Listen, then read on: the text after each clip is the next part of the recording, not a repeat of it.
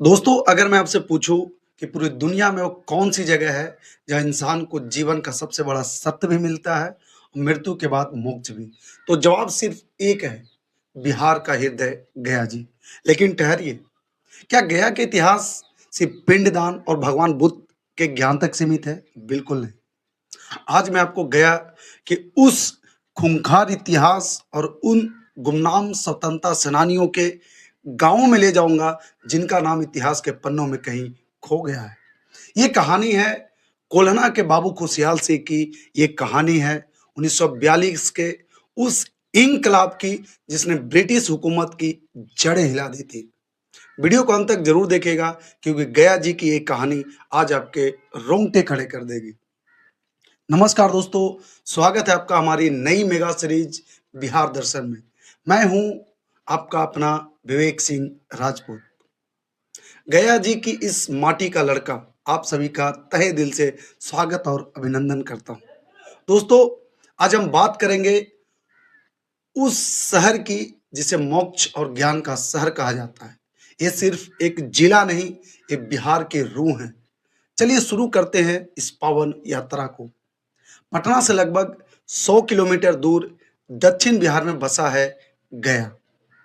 तीन तरफ से मंगला गौरी, ब्रह्मयोनी और रामशिला जैसी पहाड़ियों से घिरा हुआ है। लेकिन इसका नाम गया पड़ा कैसे? अब बड़ा सवाल है कि आखिर ये जो गया जी हम बोलते हैं, इस गया जी का नाम गया पड़ा कैसे? पुराणों के अनुसार यहाँ गयासुर नाम का एक बेहद शक्तिशाली असुर, बोले तो राक्षस, जिसने देवताओं तक को परेशान कर दिया था। भगवान विष्णु ने उसी जगह पर गयासुर की छाती पे अपना पैर रखकर उसे मोक्ष प्रदान किया था। आज उसी जगह पर खड़ा है विष्णुपद मंदिर, जहाँ विष्णु जी के चरण चिन्ह की पूजा होती है। रामायण काल में प्रभु श्री राम, माता सीता, लक्ष्मण जी भी राजा दशरथ का पिंडदान करने यहीं आए थे। और इसी के पास बहती है फल्गु नदी। ये कोई आम नदी नहीं है। माता सीता के श्राप के कारण फल्गु नदी ऊपर से पूरी तरह सूखी दिखती है, लेकिन अगर आप रेत हटाएंगे तो नीचे आज भी मीठा पानी बहता है। पूरी दुनिया के हिंदू भाई बहन यहाँ अपने पूर्वजों के पिंडदान के लिए आते हैं। गया शहर से महज 15 किलोमीटर की दूरी पर है बोध गया। ये वो पावन धरती है जिसने सिद्धार्थ नाम के एक राजकुमार को भगवान बुद्ध बना दिया। एक पीपल के पेड़ के नीचे 49 दिनों की कठोर तपस्या के बाद उन्हें ज्ञान यानी कि एनलाइटमेंट प्राप्त हुई। आज यहाँ 2500 साल पुराना महाबोधि मंदिर है, जो एक यूनेस्को वर्ल्ड हेरिटेज साइट है। ये जगह पूरी दुनिया के बौद्ध धर्म के लोगों के लिए सबसे बड़ा तीर्थ है।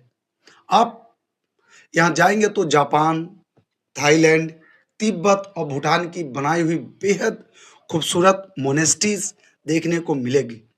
गया का मतलब है एक ही जगह पर हिंदू, बौद्ध और जैन धर्म का महामिलन। ये जगह सिर्फ देखने की नहीं, महसूस करने की है। चलिए अब इतिहास के पन्नों को थोड़ा और पलटते हैं, उस इतिहास की तरफ जो शायद आपको किसी टूर गाइड बुक में ना मिले।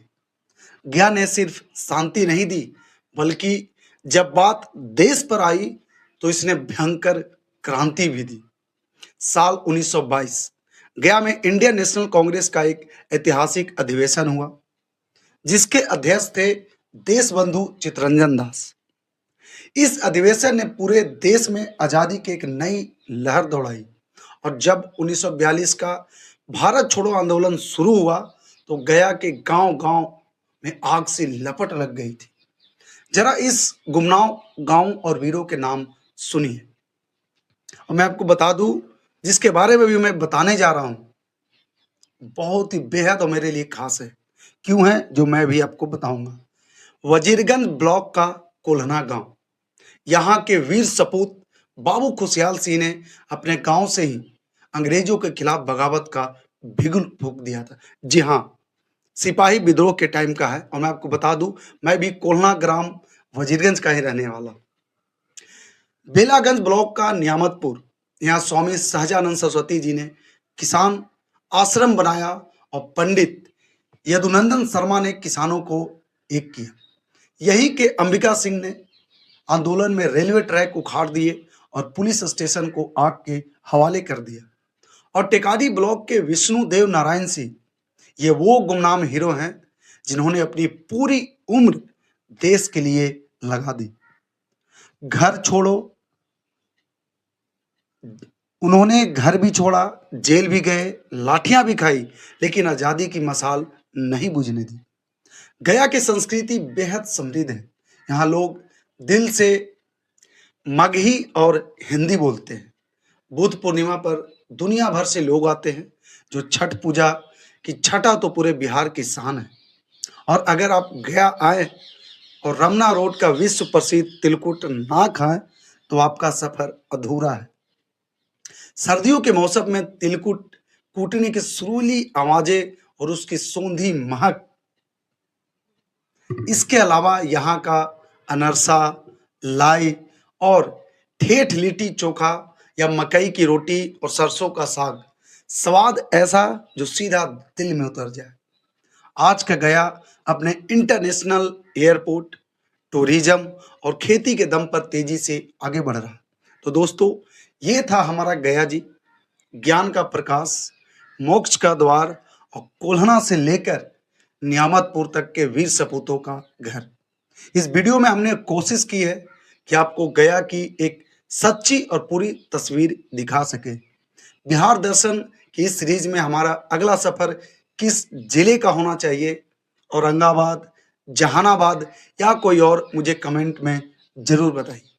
अगर वीडियो ने आपके दिल को छुआ हो और गया के इस गुमनाम वीरों की कहानी आपको पसंद आई हो तो इस वीडियो को शेयर करके हर भारतीय तक जरूर पहुंचाएं। ऐसे ही डीप रिसर्च और सिनेमैटिक डॉक्यूमेंट्रीज के लिए VSR अड्डा और न्यू वर्जन डेली के साथ जुड़े रहिए। चैनल को सब्सक्राइब करें और बेल आइकन जरूर दबाएं। मैं हूं आपका विवेक सिंह राजपूत। जय हिंद, जय भारत, भारत माता की जय।